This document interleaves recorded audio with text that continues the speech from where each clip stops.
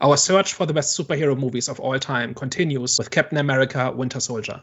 Let's talk about it.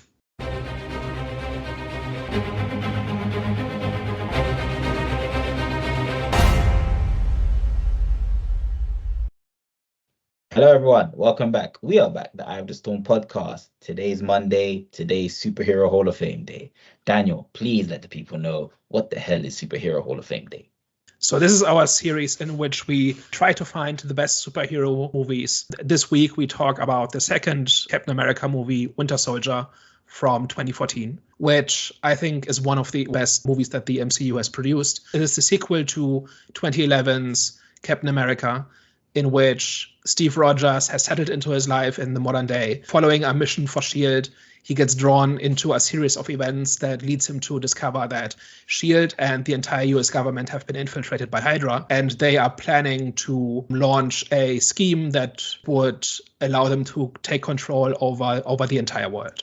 So what are your takeaways for Captain America: Winter Soldier? I actually realized that this was the first time I've actually seen this movie. I realized that, oh my God, like there's a lot that I've missed out.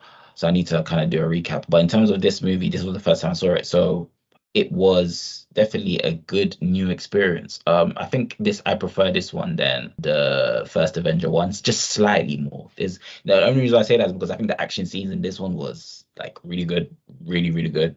Because the first one was a bit more like there was less superhero stuff going on. It was more like human one-on-one type of combat, whereas this one there was more of the whole sci-fi elements into the whole technology and stuff. So, and it looks really good. It looked really, really good. So the action in this was really good, and the story in this one was good too. For me, especially how his friend ended up coming back, and I would definitely say it is one of the best. Because the story for me was engaging. So yeah, man, I think I had a good experience with this one. Very good experience. For me, this is top 3 MCU movies, like period, hands down. This is the one that made me kind of pay attention a little bit more to Captain America and actually made me sort of appreciate him as a superhero. I think Jonathan touched on, the action in this. Like the action in this is just like perfect, especially the opening scene when you get to see Captain America, who sort of kind of been in training a little bit longer, has like better grips with sort of his shield, and like how he can kind of like use it in sort of more creative ways and stuff like that. And you have like a great sort of one-on-one fight with him and I can't remember the guy's name, begins to reveal something like that. But you have like a great like one-on-one fight, and you just kind of like properly showcasing that, okay, like this is Captain America at the peak of his power. Aside from that, the story in this, having watched it sort of many times, you kind of already know sort of what's to come and what's to be expected, and sort of the twists and turns that are in this. But I can definitely sort of remember my first time watching it and like the shocks and the surprises, especially because from Captain America's standpoint, he did all that he did back in World War II to defeat Hydra and to kill off this organization. And then obviously ended up in the ice for 75 years, only just to come back many years later to see that not only are they still fully functioning, but they're deeply sort of seeded in all these different organizations that he thought were sort of doing good, and he thought that were there to sort of protect the people. But you've got this like deep kind of like dark secret of like all these operatives that are have infiltrated and something like that. So it was like quite good to sort of experience that. And then again, of course, his relationship and his like dynamic with Bucky, which whilst I kind of like it in this movie, and this is kind of like moving on to like movies afterwards, it kind of like loses itself for me in like later movies. But in this particular movie, it's sort of done well. The realization that his best friend, who he thought died, is still alive and has been sort of brainwashed and been programmed to sort of be this killing machine, and he has to use his strengths, like not his like physical strengths, but his like emotional and sort of compassion strengths to try to sort of save his friend from sort of what he's become. All in all, for me, this is near perfect for me. Yeah, I think for me this is kind of around the time where I really got into the MCU.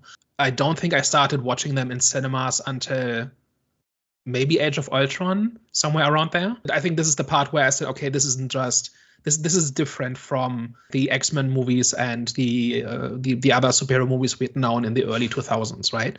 Where they are a little bit holding back or a little bit the slimmed down version of what these characters could be or should be. I'm not saying this is the first movie where it really starts firing on all cylinders. I think it does that before this. But around this time is where I think where the MCU really hits its stride, right? And that coincides with it being the sequel to Captain America, right? So second Captain America movie, third appearance of the character, including Avengers. That is very much baked into this movie, right? We see him having settled into modern day. We see him trying to adjust to his new life, trying to come to terms with being a shield agent as opposed to a soldier. He started making connections with other people. This is where Falcon is introduced as well. So I think this just does a whole bunch of things right. And the movie also thematically is about Captain America moving on from who he was in World War II, right? He needs to get used to this new modern world, and him discovering what really makes this new world tick is the plot of the story, right? And how things that he used to know have been changed while he was away, right? We have this with Bucky, who was turned into like a murder machine by the Cold War, essentially. We have Hydra, who have changed from mad super scientists into the establishment, essentially, right? Like they run everything behind the scenes. Zola has been turned into a tape recording, right? Where he's kind of was just a fairly regular guy in the beginning, and now he lives in kind of this old SHIELD database, right? Like he's like, this is kind of like a metaphor for Operation Paperclip, which gets referenced, right? Where German scientists in World War II were poached by the US so that the Soviet Union wouldn't get them. And then they essentially lived out their lives fairly comfortably as long as they worked for the US government. And here, Zola is the Hydra scientist who has literally become a piece of American infrastructure in the most literal sense. So all of these things are woven together in ways that really makes sense, and they do explain a lot of it outright in dialogue, but also it's just simply woven into the plot and what happens and why. Well, I'll be honest, one thing that I think was missing, unfortunately, was actually him navigating around his new surroundings and pretty much new life, because it kind of felt like he was, even though there were scenes where he was vocal about it. He even said this is not how I think he said something about this is not how we used to do it back in the days. He is vocal about how obviously things have changed, right? So in terms of the organization that he's working for. However, in terms of just like showing him kind of like adapting to his new surroundings, there wasn't much of that. So I do hear what you're saying, though, because he was kind of like, it did kind of like blend in with his storyline in terms of like him adjusting to obviously the new life that he's living in. However, it kind of felt that the way that it was presented, it was like he already knew how to operate in the new time that he was in. That's why I think it was a bit of a critique that I have for the film. A lot of the time he just basically goes on missions, right? He does not really have a job or a life outside of that. Natasha constantly tries to get him to have more of a life, right? And do things outside of missions, right? And he's getting close to the point where he's ready for that, right? Like it's kind of a running gag where she keeps trying to set him up with people she knows, and he's never quite ready for it. And then there's this run-in with Sam Wilson, right, where he has like a notebook of things to check out, and some of the things are crossed off. He's seen War Games, for instance, but there's other things like his notebook has things in it like Star Wars / Trek and things like that, right? He's slowly catching up, right? He's slowly integrating into the world, right? There's also this idea where Sam runs this veterans self-help group, right? And while Steve doesn't participate, it's very clear that they are articulating what Steve is feeling, right? And they say as much in this dialogue where they meet up by chance because they're both, out for a run, and they talk about their experience of what it's like to come back from war. We don't see him like bumble his way through the supermarket, right? And not knowing what a modern checkout is or whatever, or we don't see him struggle with the internet or whatever, right? But we do see that he's making an effort and he's making slow progress, but it's a long progress and it might never be finished. I do think that's in there. But there's also this whole thing of you never quite arrive, right? When you come back from something like this, you never quite leave it behind, right? So he's never going to have a normal life entirely, but he's trying and he's making slow progress. I don't know how much it would have added to the movie because they did it in Wonder Woman 1984, where they had like Steve kind of like come back to life and he's like just being amazed by new things that are sort of happening in the 80s. And then I think he points to like a trash can and he thinks it's like art or something like that. And it's like, Yeah, it's cool, but it doesn't like really add anything to the character apart from just like giving something for the audience kind of like maybe like laugh at and relate to. But like Daniel was saying about the new ways that people operate, like when he went on the mission, normally he's used to going on the mission with his like squadron and they all have like the same mission, but in the opening mission, like Natasha has her own objective that she's trying to achieve for sort of the Nick Fury and stuff like that. So it's like him kind of like adjusting to this kind of like new world order or like the new way that the world works. I feel like the way that they handled it in this movie was a lot better, whilst also like having kind of like the small references in there with like his notebook of sort of things that cultural things that he has missed out on. It's like, oh, like you can kind of like relate to, oh, can you imagine like watching Star Wars for the first time, or can you imagine like listening to some of this album for the first time? So it's just like the small bits are in there, whilst also the main focus being on kind of who he is as a character and like what he would actually be doing, and that's sort of being lost in being a soldier still, because that's kind of all he knows, and whilst he's doing all he knows, everything around that has completely changed, and everything that he's interacting with, all the people that he's like dealing with, and who can he trust and who can he not trust. It's not as black and white as it was when he was fighting in the war in the 1930s, where it was just like obviously like America, I suppose, the good guys, and of course you got the Nazis as the bad guys. And that also ties in with this idea of things are a little bit more complicated in the sequel. We're not just repeating the same thing from the first movie, right? Hydra is a different thing. Shield is not the same thing as the SSR in the first movie, right? The world is not the same. It's all just different, right? And he doesn't reject anything outright, but it's very clear that he's got everything at arm's length, right? He's still a stranger in a strange land in a way, and that strange land is our world, right? So it's a very clear progression, but it's not like this one big thing, right, where like he's stumped by, I don't know, an ATM or something. It's like woven into every interaction he has, I think. I do think it does appear in a whole bunch of different things, and in true superhero fashion, it's even reflected in his costume, right? The colors are more modern and more sleek, but also more subdued. Like the colors are darker, and it's more of a military outfit than like it was a military outfit in the first movie too. But here it looks more like a special, like something like special forces wear or something. And it's not his uniform anymore, right? He doesn't wear like until the end where he puts on the old costume. He doesn't wear the American flag anymore as a symbol, right? I think that is something that is kind of neat, like a neat little detail about this as well. And that is then reflected at the moment where he rejects Shield. That's why he puts on his old uniform again, which is not exactly subtle, but it works, right? Like, and you visually see where he is at. And I think that is one of the things you can do with a superhero movie, where the character's costume is a reflection of who they are and why they do things the way they do. And one thing I caught this time rewatching it was that when he escapes from the Shield facility, right after Shield has essentially exposed itself in terms of what their scheme is, he escapes on a motorcycle and then goes into hand-to-hand combat with a Quinjet and wins, right?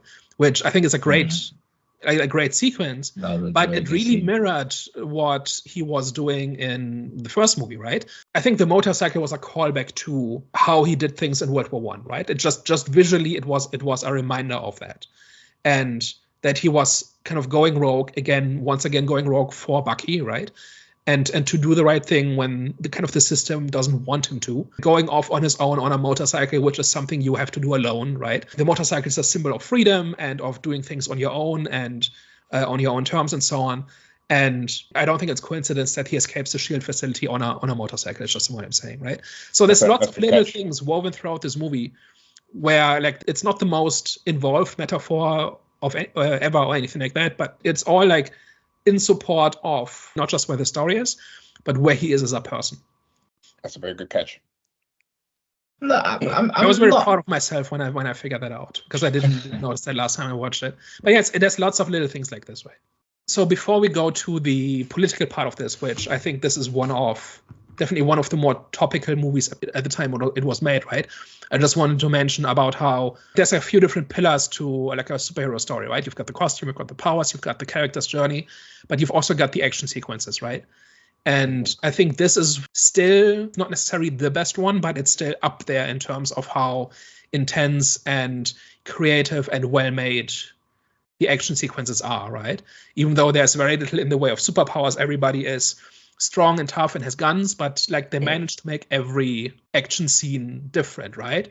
We've got the cargo ship scene where he's got this fight with Bedrock, I think it is, that is just very intense, right? Very highly choreographed and it's just two people in a room kicking each other.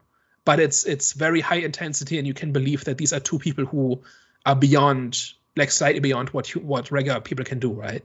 And then you've got the Fury car chase, where it's not only a car chase, but we also get to showcase how resourceful Nick Fury can be when he's backed into a corner, right? Which is great. The way he doesn't panic, the way he has like 5 different contingency plans, and the corrupt SHIELD agents or the Hydra agents take one offline after the other, and he has to figure out how to respond and how to adapt and stuff like that. Then we've got the famous elevator scene, which is still great. It's just 6 people in about 2 square meters, and it's still an intense fight scene. And like this suspense where they build up, where they slowly surround him and cut off his escape. And you have this very intense close quarter fight scene that ends with him jumping out of an elevator and landing 100 meters down, like bursting through the glass ceiling. I don't know if that's a metaphor where he bursts through the glass ceiling. I don't think that applies, but still. And then just lands there and just gets up, but he's hurt, right? Like they made sure to show us that landing like on this concrete floor, despite all his superpowers, still took a lot out of him. He does not just simply shrug it off. He doesn't do the cool superhero landing.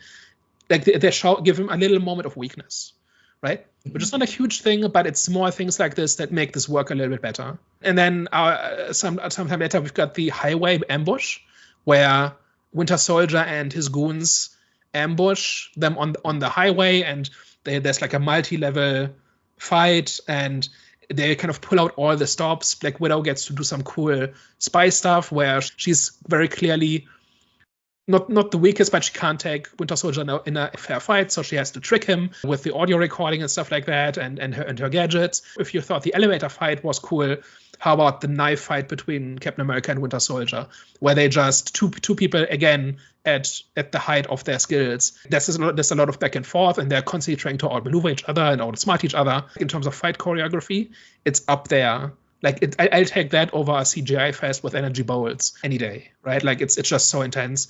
And then finally we've got the helicarrier fight, where we already mentioned how he defeats a Quinjet in close combat, but then it later on culminates in this extended action scene where they board these helicarriers and override the targeting data and everything, and everybody gets to be cool, right? Falcon gets to be cool, Steve gets to be cool, Black Widow gets to infiltrate something. Like everybody contributes to something, and everybody is essential to finally making the plan work, right? So I just went through this list because like each of these action sequences is different, has different rules, has different contexts, and they unfold differently, even though there's barely any superpowers involved, right?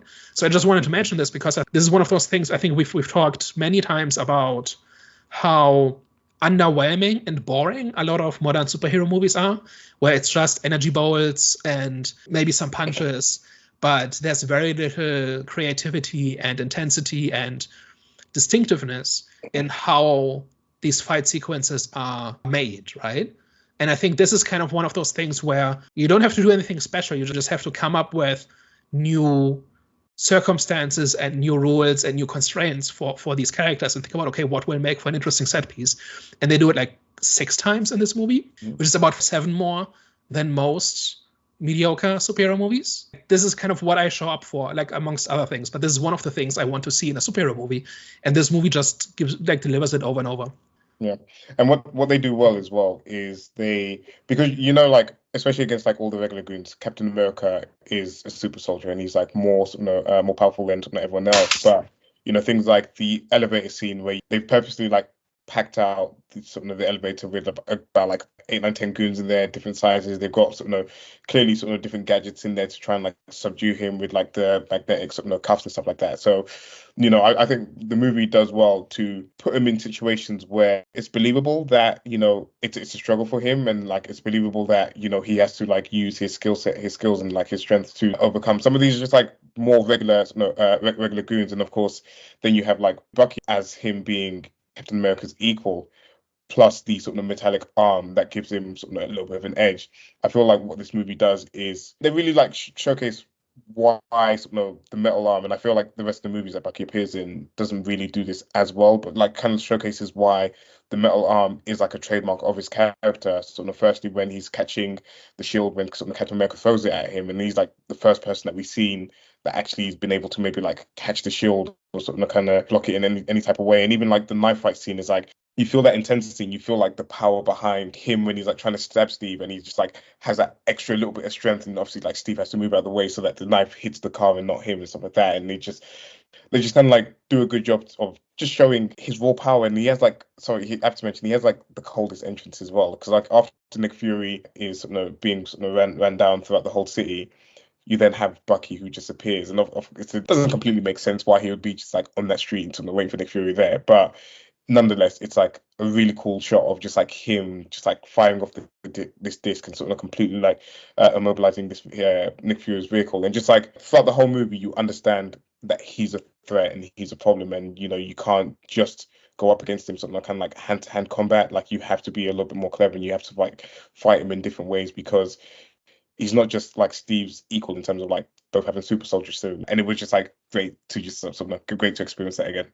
But the knife fight scene you guys are referring is in the street, right? Where that scene for me, that was actually the best for me, because I think it had a bit of everything in terms of like a build up of emotion, a build up of momentum, and a build up of anxiety, because you're just waiting for a lot to actually happen in terms of like his identity, in terms of waiting to see who's gonna win, and just in terms of to see like what the outcome's going to be. So there was a lot in that scene which was really good, and the choreography as well was really, really good. I was expecting, because sometimes with choreography, like you can see in the choreography how it's fake, like it looks kind of like WWE-ish with the new Marvel movies, but with this one, of course it's fake, but it still had a bit more, it still looked more realer than what we're seeing now. So I could tell that they spent a lot of time with this one, especially his knife work. Like, I'm saying, what he was doing with the knives, I was like, yo, these must have been training for months when it comes to this scene. That is kind of what sets apart, like never mind superhero movies,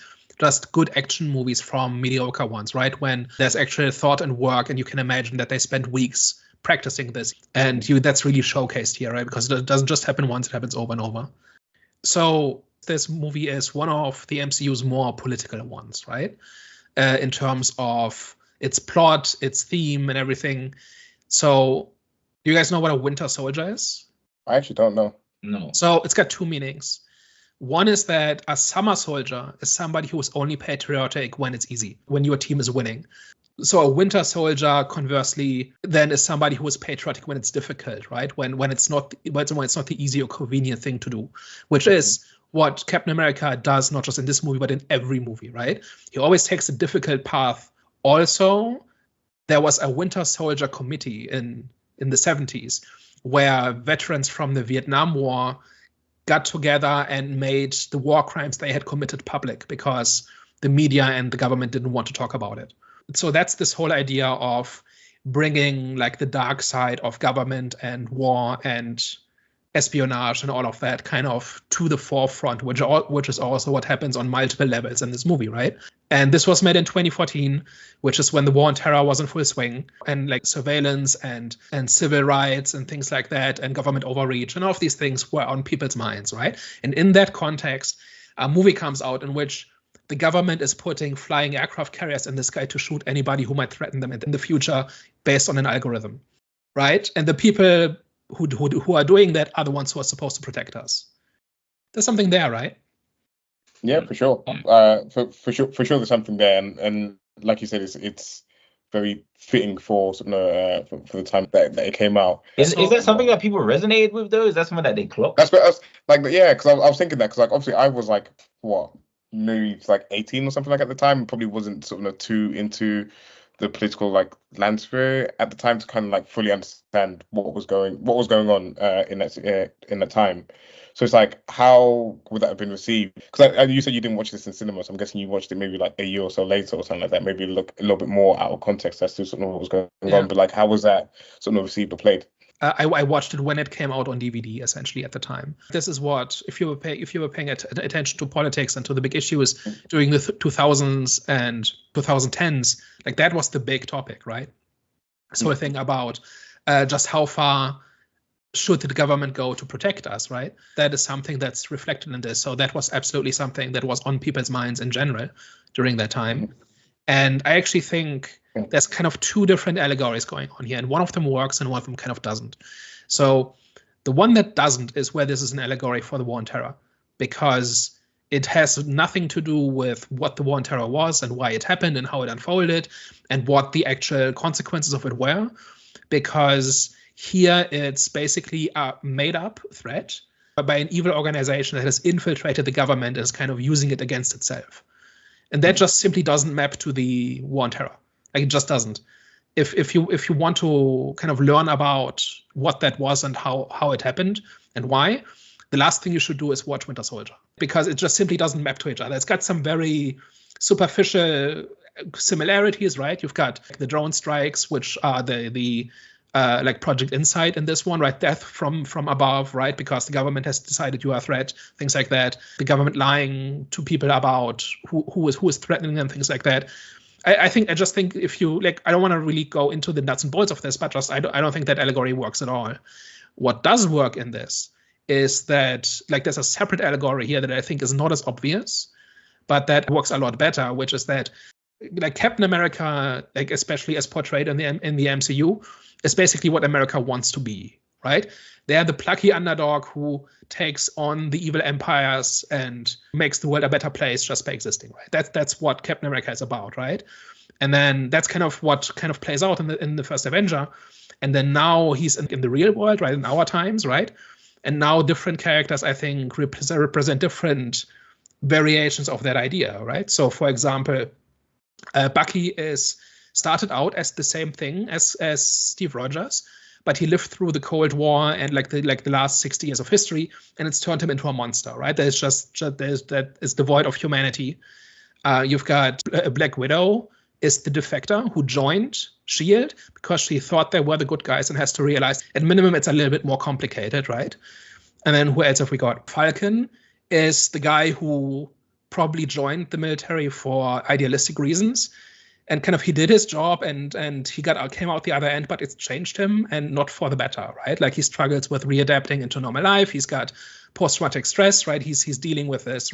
So we've got like every major character, and like Nick Fury is kind of in the business of making hard decisions and making morally gray choices in order to do what he thinks is right.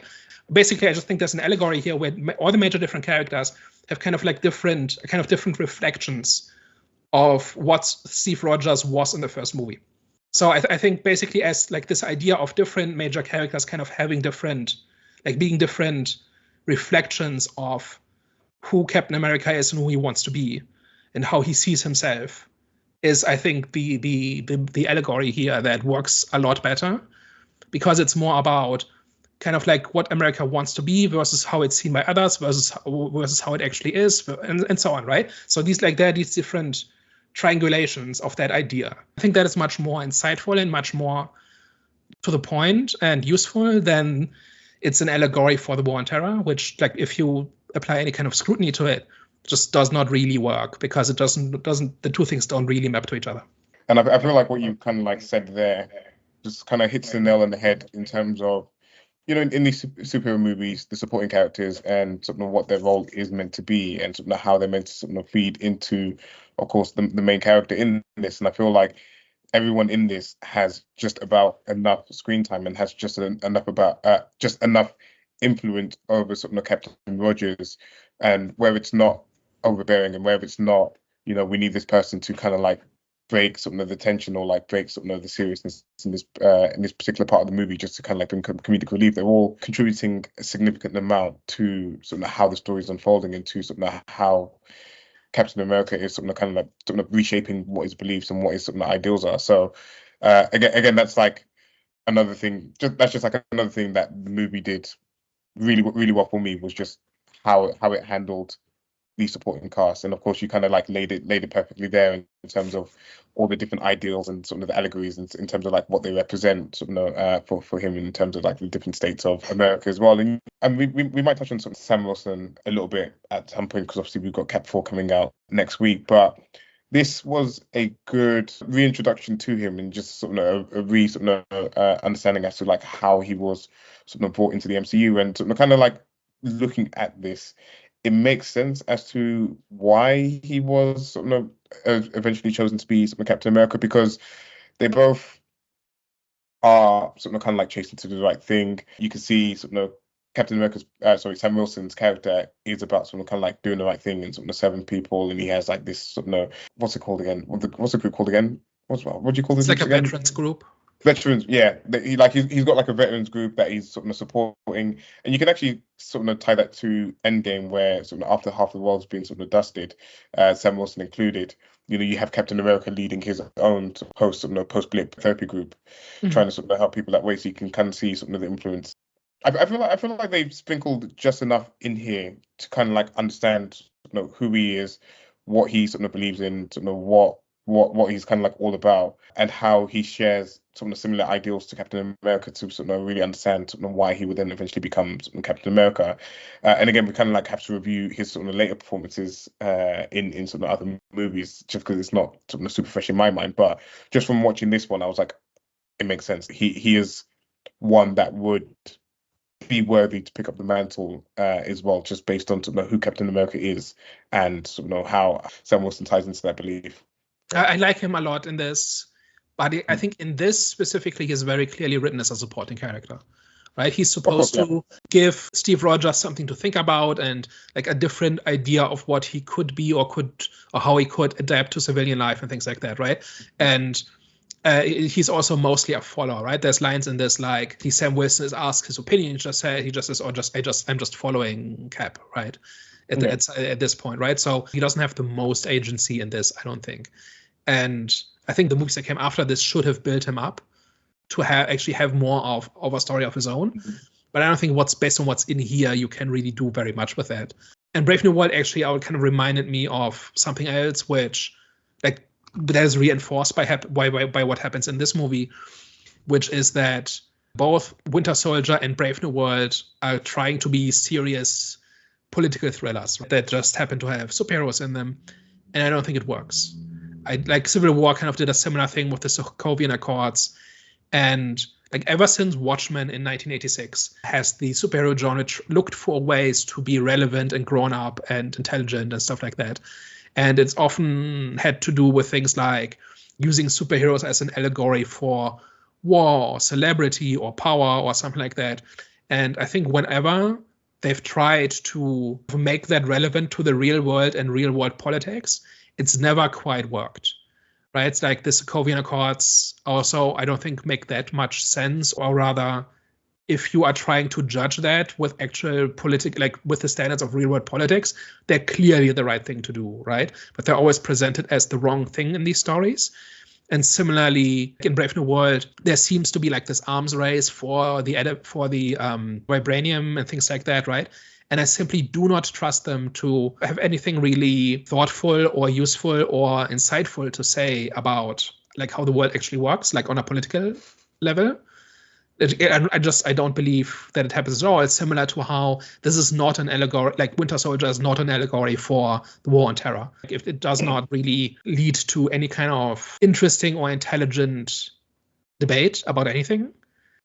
And I don't think it's impossible necessarily, but it just hasn't really happened. And that is why I think the superhero genre is much better at morality writ large, in terms of what is heroism and what is the right thing to do in a given situation, things like that, as opposed to dealing with actual like serious topics. I was going to bring it back to the Sokovian Accords, actually, because I thought they handled that, and this is having watched the movie a couple of years back, but I thought they kind of like did a good job of something kind of like pitching both sides of the argument in that movie, in terms of of course, like, what do you do in a situation where someone needs your help, but you're not permitted to go and help, and like especially like for someone that is that has the ideals of Captain America, it's like he always wants to do the right thing, and he would only see that as like a blocker. And obviously, we've seen him go rogue in a number of movies already to sort of go and do the right thing, and that's how he really became sort of who he was by not following orders and sort of doing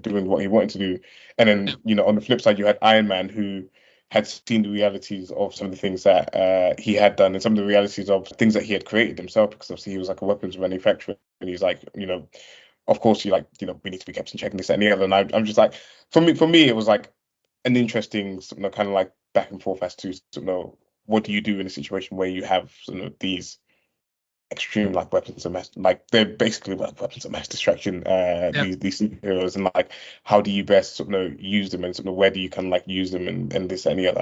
And how do you keep them accountable? And like in the real world, when states use violence, on some level they're accountable, right? Because at some point they answer to voters or courts or whatever.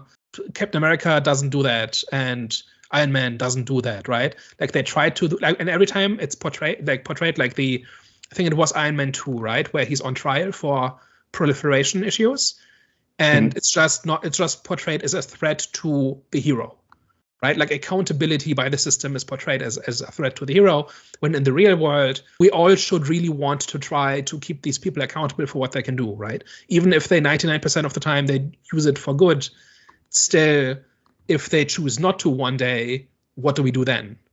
Right? And that's especially true for characters like Thor or Vision, or like the amount of damage Captain America can do is probably pretty limited. But like what happens if Thor decides a group of people need to die, or an organization needs to be destroyed? What then? Are they not accountable to any laws? Are they not accountable to any courts or anything? And if they are, how? Because at some point you have to they're not going to be nice about it every time, right? So, but every time like superhero stories have tried to wade into these topics, I don't think it's quite worked, because like the attempt to regulate what the heroes do and hold them accountable is always presented as a threat, as a spoil sport, or even as a sinister agenda. Brave New World seems to be going in the same direction, right? Where the US government is trying to make Captain America integrate him into just the regular military, right? Which by real world standards would probably be a good thing, because then he's accountable, and you can set rules for how that power is supposed to be used, as opposed to the whims of one individual, where you can't trust that they'll always do the right thing. We know they're going to, because they're protagonists in a movie, but if they were a real person in the real world, how would you know that they would always do the right thing, or that their idea of the right thing matches your ideas, and so on, right? So for that reason, I've never really seen a treatment of that kind of whole topic that was actually justified, because it would basically mean that superheroes are the worst thing to ever happen to the world. And nobody who shows up for a superhero movie wants that to be the case, right? We all want to see noble people use their power to make the world a better place, right? And to stand up to the evil and stuff like that. It doesn't map to real world politics, is what I'm saying. Also, it's a movie, you give it a little bit of grace, but yeah. Yeah, no, but if the claim is we are using this medium to talk about big important issues, then you can apply the standard of how does this stack up against real world logic and ethics and things like that. And when you do that, superheroes don't look very good. And that is where kind of this whole idea that Batman is a fascist who beats up mentally ill people in the streets comes from, right? Which I think is a completely idiotic take that ignores all of Batman's history and large chunks of what the genre has been about. But it kind of does apply if it's a guy who puts on a costume and punishes bad people with violence, right? That would in fact be a problem. It wouldn't be fascist exactly, because fascism is something different, but it would be a problem, right? Because it would be vigilantism, and whenever that's happened in the real world, in real history, it's not gone well for people. I really like the superhero genre. I really like this whole idea of this aspirational idea of what if you're in the position to help in ways that other people can't? What is the state of mind and thought process of somebody who is in that position and then makes the right choice? I think that is interesting to watch as fiction. But once you kind of wade into this idea of we are making serious comments or offering serious insight into serious issues, then the rules change, I think. That's a losing battle for superheroes. Yeah. But is there a difference between using real life to inspire art and using art to sort of kind of comment on something of what's happening in the world, because like I understand obviously what you're saying about the relationship between sort of the Winter Soldier and sort of the war on terror at the time, but could it be a case that they're just sort of using that as, okay, this would be an interesting kind of like angle for a story to sort of to tell in sort of this particular setting or whatever like that, without necessarily having to sort of 100% relate it to the real world and sort of pose those questions that would need to be answered in sort of the real world. It's just more, okay, I can imagine, what would Captain America be like in this particular sort of setting, and how do we tell a story around that without necessarily going into too much of the nitty gritty. So I don't know, what's your kind of like thoughts on that? I think Winter Soldier is interesting as a dark mirror for Captain America, right? So Mm-hmm. this is what could have happened if he hadn't done what he did, right? Because he essentially became a tool of the bad guys, right? And he completely lost all agency, and he's brainwashed, and he's locked away in a cage when he's not being needed. He's referred to as the asset and things like that. And this is the exact opposite of what Steve Rogers did after he got his powers, right? They tried to use him for their benefit, like in that particular case, to sell to sell war bonds to fight Nazi Germany, which is happens to be a good cause. But what happens if it hadn't been, right? Steve Rogers has always been about trying to do the right thing in the moment based on how he sees it, and that means helping people when they need help. I think it's interesting to confront him with a character who went down the other path. And I think it works on that level. One level on which it doesn't work is like at the end when Black Widow just releases all of the spy secrets, right? Because it's just hand waved away as being a good thing because it's got all sorts of shady dealings in it. It exposes Hydra and so on, but it doesn't distinguish between things that should be leaked and that shouldn't be leaked. And there's no, it just dumps everything, right? And in the real world, that can do a lot of damage. That doesn't mean that anything is justified in the name of national security or anything like that, but simply dumping like all of this information just in public and then assuming it'll be fine is not responsible. When you do something like that, you have to be very deliberate and careful about it, and you have to think through the consequences and things like that, and she just doesn't, and it's portrayed as a good thing because secrecy is bad. And that is kind of what I mean by, if you apply real world logic to this, it does not hold up because she is not the hero in this. And she outright says, like, this is actually making my point, right? In the end, she actually says, you're not going to lock us up because you need us. Meaning we are the superheroes, the supermen who are not accountable to anything, and you should be glad we're on your side. Mm-hmm. Deal with it. That's what Black Widow says in the end. And it's portrayed as a good thing. And I don't like, if we apply real world standards to this, it's not. When you put it like that, that's okay. That's how to argue against that, because again, there's like too many ramifications, too many repercussions to her just like dumping everything online. I was even thinking about just like agents that are probably like undercover, like you just like or their families, like, right? Or their families, yeah. Right? So there's all sorts of like being in support of whistleblowers is one thing, right?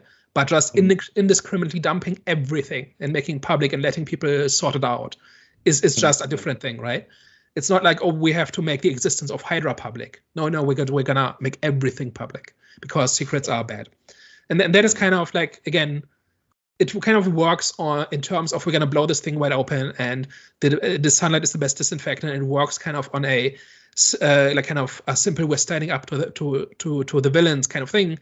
But again, applying real world logic to it, it becomes a different story. And then it really depends on what the movie's aspirations are, right? Like if they want to be at the grown-up table and want to weigh in on real world issues, as movies often do, then we can judge them by that standard, I think. And like when superhero movies do that, they're fighting a losing battle. That's fair. One more question before we wrap it up. Like one thing we always say about just like movies in general, anything is about sort of kind of like getting the story right and getting some of the tone of things right, etc. And I say this especially for superhero movies where things have become a little bit too samey in recent times, where everything kind of like feels the same, everything kind of like has too much of a playful tone to it. But what this movie does is it's kind of like picks its genre. It picks like the kind of like spy thriller, sort of espionage on the genre, and then weaves a superhero sort of story into that. What's your takeaways on them being able to sort of tap into this particular genre and sort of applying sort of the Captain America story to it, and how does that sort of how can sort of other superhero movies learn from that? Because I know we've had things like Logan, which was like a bit of like a Western, stuff like that, and it's not the first time that it has been done, but it's sort of the time that it's been done sort of really well. We kind of moved away from, you know, superhero movies finding a genre which fit sort of the movie and the characters that were in it, and then sort of telling a good story from that, in my opinion, anyways. But yeah, what's your thoughts on that? I think one of the cool things about the superhero genre is that it's kind of this kitchen sink thing where anything can exist. So you can have a Norse god and a tech billionaire and a World War II soldier and a radiation monster all in the same team, and it works. Right? That's one of the fun things about the superhero genre. And I think these movies are more interesting when they kind of lean into different genres a little bit, right? Like First Avenger was the World War II war movie. This is very much a Cold War, like a spy thriller kind of thing. And it's not necessarily the best spy thriller you've ever seen, but it kind of borrows tone and ideas and aesthetics and all of these things from it. And for that reason, it's different from the next one, right? So the one that came before this was Thor: The Dark World, which was like a fantasy epic kind of thing. And after that was Guardians of the Galaxy, which was space opera, right? And then Ant-Man was a heist movie, like a sci-fi heist movie. So in this era specifically, each of the movies had its own kind of tone. And even within the series, like, so each Captain America movie is a little bit different based on where Steve Rogers is at as a person in that moment and what his deal is in that movie. I think that enriches these movies.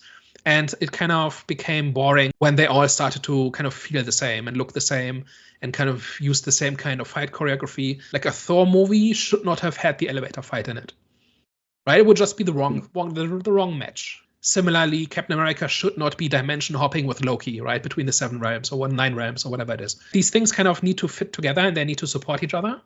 And as a result, they become not generic and they become more interesting, more fun. And you don't really know what you like if you just walk, like during this era, if you didn't watch the trailers, if you didn't follow the news, if you just said, oh, there's a new MCU movie and I know who the main character is because I know what the movie title is. But beyond that, could be just about anything, right? In terms of genre, tone, style. And I miss that.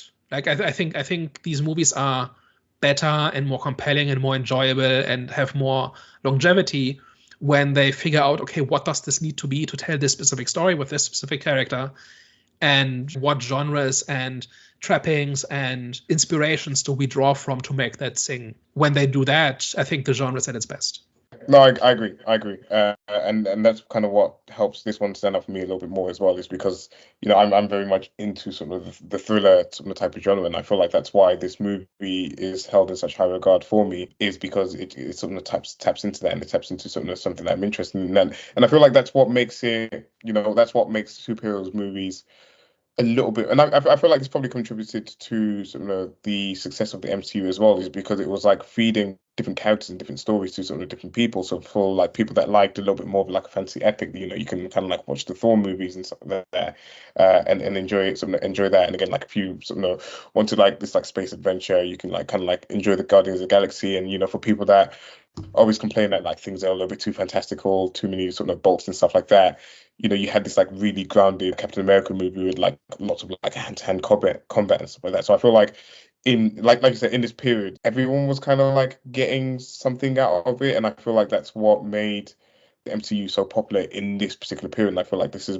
again like when it hit its peak, the peak of its powers, was one movie wasn't trying to be for everyone.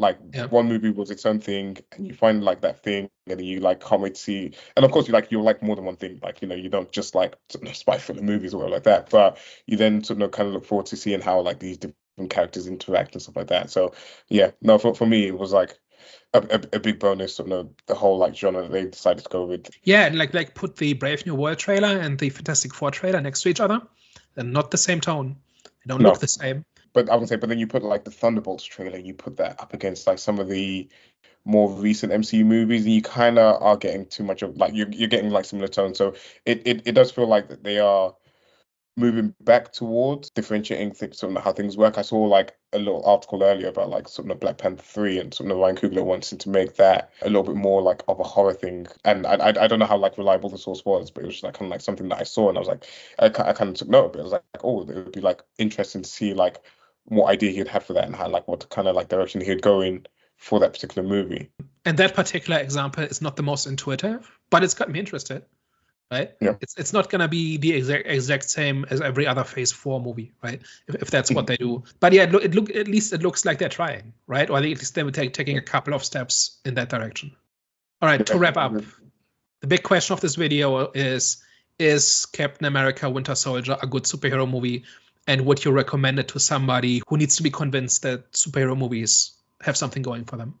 I think it's one of those superhero movies which you can definitely like see yourself in. Well, I mean, in terms of like both movies put together, because of like just the realism aspect of things is like not an over exaggerated character, and this one as well. So it's got a bit of both. So it's got basically this movie has things that's missing from the first movie in terms of like the whole extravagant aspect of things, and in terms of like the whole adventurous side of things. In terms of like the choreography is more out there, it's more like there's just more happening. In terms of like I think there's less deep relationship dynamics in this one in comparison to the first one. However, it's still enough, especially it's building up to that, like, you know, that profound moment between two people, which was obviously Captain America and Bucky, is it?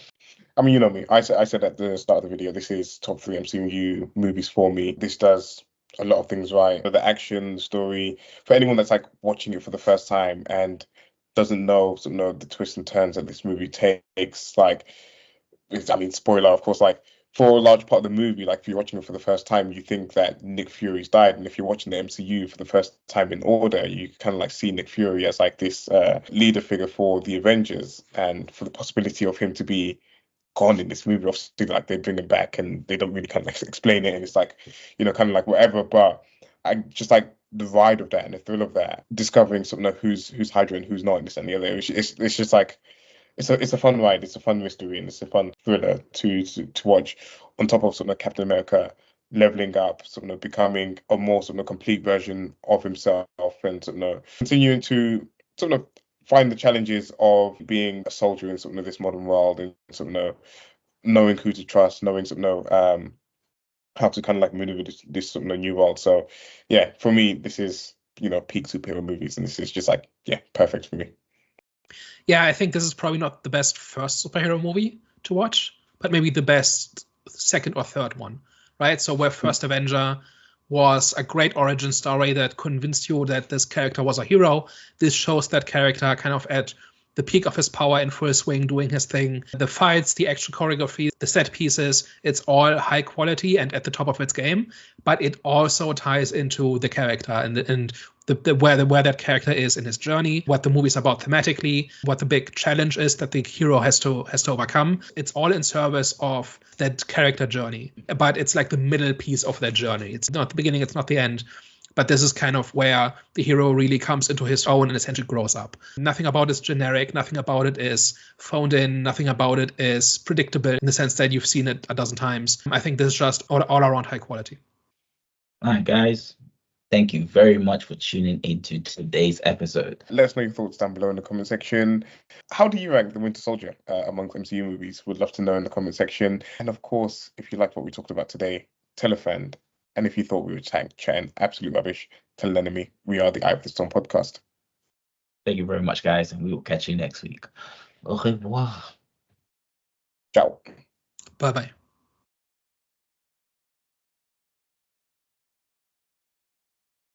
So the mid-credit scene reveals that Hydra has survived, and actually the Hydra we saw was just one branch, and probably not the most important one. It's revealed that they have Loki's scepter, and it reveals that they have been using it to create mutants, right? So specifically Scarlet Witch. I think that is where that character was introduced, who would become important in Age of Ultron. So to me, like, this is a really effective mid-credit scene because it introduces a bunch of different things, and it makes you curious for what comes next, right? You wanna see, okay, what will the new Hydra look like? what will they do with the scepter? Or like, why are they creating superhumans? So I think in terms of being a teaser that makes you interested in what comes next, I think this is a really good after credit scene. I think it's elevated by if you know who the characters are in this, like Quicksilver and Scarlet Witch. I remember actually watching it the first time, like it came out, and obviously I didn't know at the time like who they were, and it was a bit like, okay, cool, whatever. But seeing Scarlet Witch for the first time, kind of like playing with the blocks and like her powers and stuff like that, I was like, oh, like if I'd known at the time, like this would have been like really exciting, like to see someone like her come from the comic books into the Marvel movies. Like you said, it's a great teaser of what's to come and how weird things can get. Yeah, and one Strucker, I think is his name. He's also from the comics. The scepter is significant if you saw Avengers. If this was your first MCU movie, this whole thing, I don't think they say cut off one head and two new will rise. I don't think they use that slogan in this movie. It demonstrates this idea, right? They've just decapitated Hydra, and there's another one, under the surface, and they are escalating, right? Previously, in this movie, they've not fought anybody really with superpowers, right? Bucky is kind of borderline in the sense of being a super soldier, but everybody else is just a special forces person. And now we are creating superhumans. And the more you know, the more context you have for everything, but nothing is essential to understand it. I think that's a good way of doing it, and I think that's effective. Because nobody is fully left out. The more invested you are, the more you get out of this.